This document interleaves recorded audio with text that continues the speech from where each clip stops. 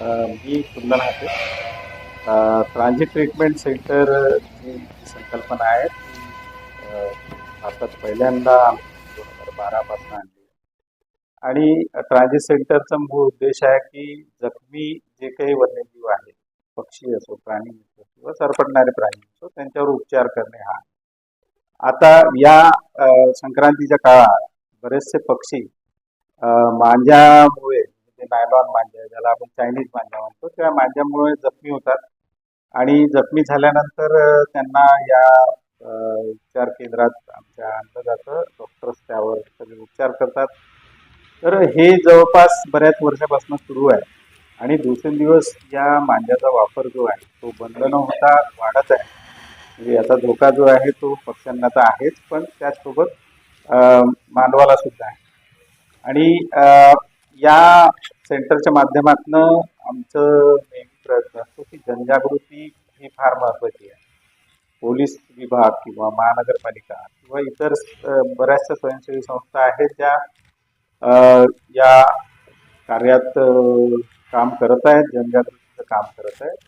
तर सोबत आमचं पण काही कर्तव्य आहे सेंटरचं की जनजागृतीची मोहीम जी आहे ती कंटिन्यू आम्ही स्कूल, कॉलेज किंवा बाकी सोशल मीडियावरनं आमचं सुरू असतं. आता आपण हा विचार करू की म्हणजे मांजा जो आहे त्या मांजाने आपल्याला जर एखादी इजा झाली किंवा गाडी चालवताना आपला गळा कटतो, तर त्या पक्ष्यांचं काय होत असेल? कारण जे आहे हा जो संक्रांत आणि संक्रांतीचा पिरियड आहे, या पिरियडमध्ये आमच्या इथे कंटिन्यू डे नाईट शस्त्रक्रिया सुरू असतात. आणि त्यात म्हणजे विशेष असं आहे की आमचे हेल्पलाईन नंबर आहे की त्या हेल्पलाईन नंबरवर लोक फोन करतात. आणि तो 24/7 सुरू आहे.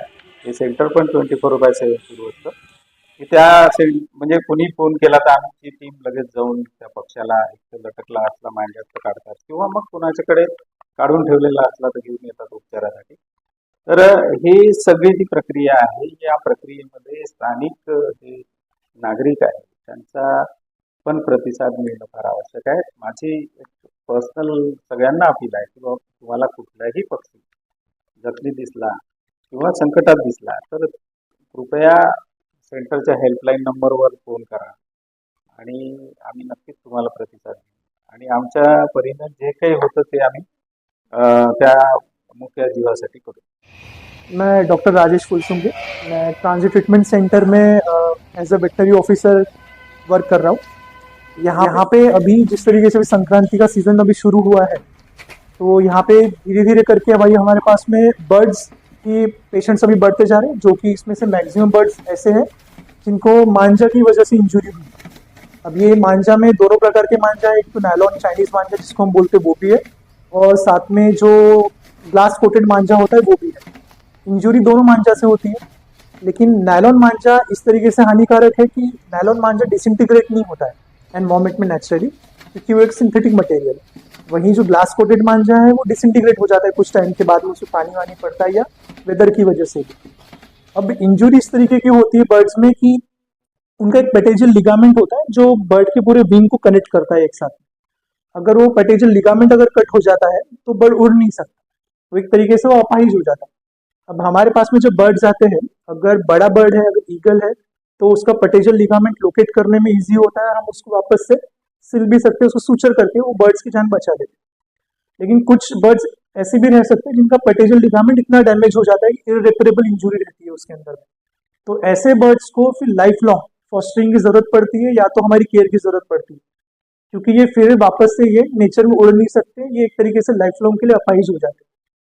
तो ये होता इसलिए है, एक तो मांजे की इंजुरी से, क्योंकि मांजा जब बर्ड फ्लाइट कर रहा है तो मांजा स्लाइड होकर उसके विंग के पेटेजियल लिगामेंट पे आके लोकेट होता है और वहीं से बर्ड को कट करता है हमेशा। बर्ड को अगर बाकी कहीं भी इंजुरी होती है तो एक बार को शायद नेचर में खुद को हील कर ले, लेकिन एक बार विंग में इंजुरी हो जाती है तो वो ऑब्वियसली क्रैश कर जाएगा, वो उड़ नहीं पाएगा। ऐसे टाइम पे ये जो बर्ड्स होते हैं, अगर ये नॉर्मल पब्लिक को मिलते हैं या फॉरेस्ट डिपार्टमेंट के ऑफिशियल्स को मिलते हैं तो इनको हमारे पास में लेकर आते हैं। अभी हम देख रहे हैं कि जैसे ही 25 दिसंबर के बाद से जनवरी का महीना शुरू होता है तो ये वाले केसेस हमारे पास से बढ़ना शुरू होते हैं। जनवरी, फरवरी, मार्च, ये जो 3 महीने रहते हैं, ये एक तरीके से पीक सीजन है मांझा विक्टिम बर्ड्स के लिए। और ये पीक सीजन में ही सबसे ज्यादा मांझा विक्टिम के बर्ड्स आते हैं ईयर अराउंड। जैसे अप्रैल आता है, गर्मी बढ़ने लगती है, लोग पतंग उड़ाना शायद कम कर देते हैं, उस वजह से ये मांझा विक्टिम बर्ड्स की संख्या भी हमारे पास में कम हो जाती है।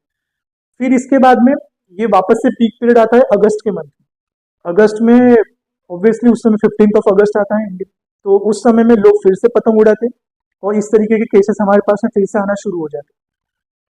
तो अपील तो हमारी यही है लोगों से कि अगर हो सके तो आप नायलॉन मांझा तो गवर्नमेंट ने भी बैन किया हुआ है, जो नेशनल ग्रीन ट्रिब्यूनल है इन्होंने भी उस पर बैन लगाया हुआ है।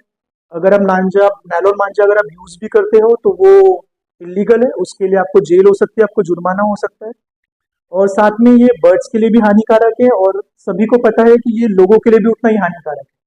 कई एक्सीडेंट्स भी होते हैं और सेम बर्ड्स के लिए भी यही होता है। मांझा तो दोनों ही हानिकारक होते हैं, नायलॉन मांझा भी और ग्लास कोटेड मांझा भी। लेकिन ग्लास कोटेड मांझा एक बार नेचर में डिसइंटीग्रेट हो जाएगा, नायलॉन मांझा डिसइंटीग्रेट नहीं हो पाएगा। और चिड़िए पक्षियों को इंजुरी से उड़ने के वक्त ही नहीं होती।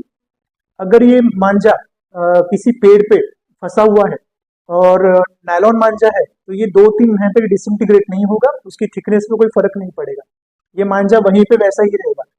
कोई बर्ड अगर आके उस डंगाल पे या उस पेड़ पे आके बैठता है तो चांसेस है कि वो उस फंसे हुए मांझे में एंटेंगल हो जाएगा और वो उससे खुद को फ्री करने के चक्कर में खुद को इंजोर कर लेगा। और हमारे पास में ऐसे काफी केसेस आए हैं कि फंसे हुए मांझे में बर्ड फंस गया और वो झाड़ से लटका हुआ है। लास्ट ईयर फरवरी के मंथ में हमारे पास में ब्लैक ईगल आई थी, जो कि एक बहुत ही ज्यादा दुर्लभ पक्षी है अपने इंडिया का। ये हिमालय के पहाड़ियों में रहता है, लेकिन जब वहां पे ठंडी बढ़ जाती है दिसंबर वगैरह के मंथ में तो ये माइग्रेट करके महाराष्ट्र तक आ जाता है मतलब ये।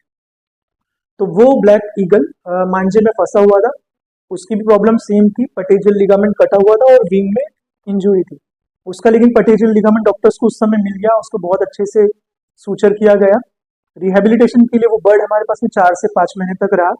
पूरी तरीके से जब वो रिहेबिलिटेट हो गया वो और एक फ्लाइट लेने लायक हो गया, तो उसको फिर हमने वापस से जहाँ से वो जिस जगह से मिला था उसी के पास के जंगल में, यानी कि गोराडा के जंगल में उसको रिलीज किया।